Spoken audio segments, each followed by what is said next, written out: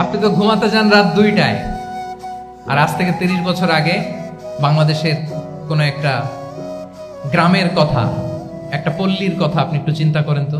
70-এর দশকে, 80-র দশকে একটা গ্রামের, একটা গ্রামীণ একটা পরিবেশের কথা যদি চিন্তা করেন, রাত 8টায় সবার কি অবস্থা বলেন তো?